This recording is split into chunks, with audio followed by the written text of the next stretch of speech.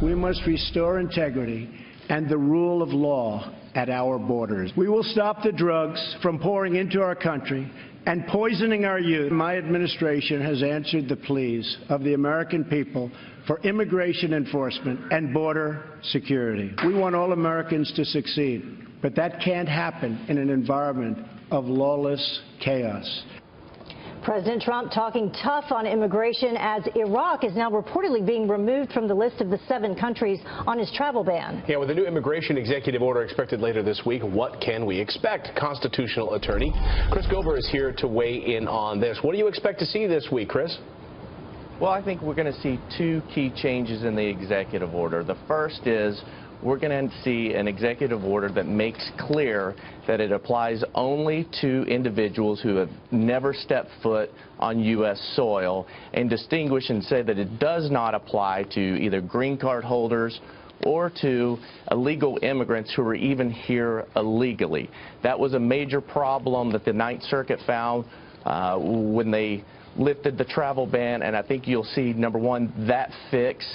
And you'll also see a removal of any reference to religious preferences or any other issues that a lot of detractors criticize the initial executive order for. You also said that it comes down to carving out anyone who has what you call due process rights. And what do you mean by that? Right. So due process in the Constitution in this context, it basically comes down to this. Who has the right to challenge whether it's their removal from their country or their entry into the United States? Who has the right to challenge that government's decision in court?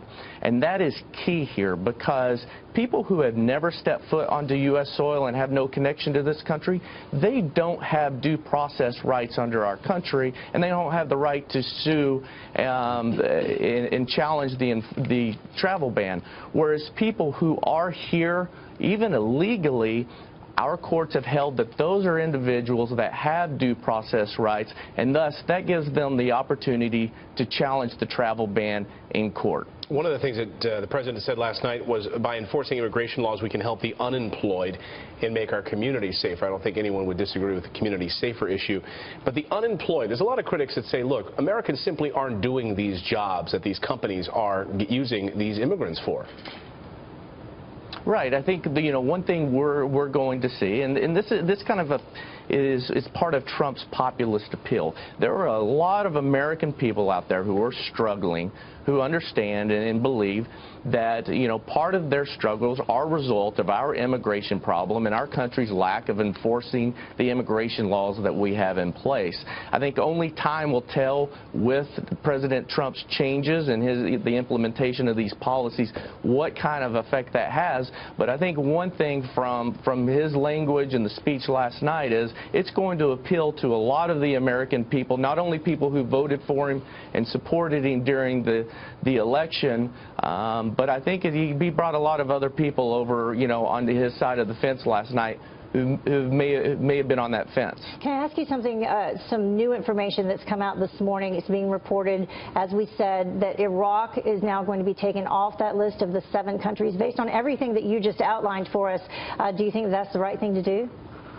Well, I think that, obviously the United States and our military has some intelligence and probably seeing some facts of what, the types of individuals who are coming over from Iraq, what their vetting processes are. I mean, keep in mind, a lot of the countries who were focused in this original travel ban, and it will be in the new executive order as well, a large problem that the president is trying to address is their deficiencies in their own vetting process of individuals who are coming over and immigrating into the United States.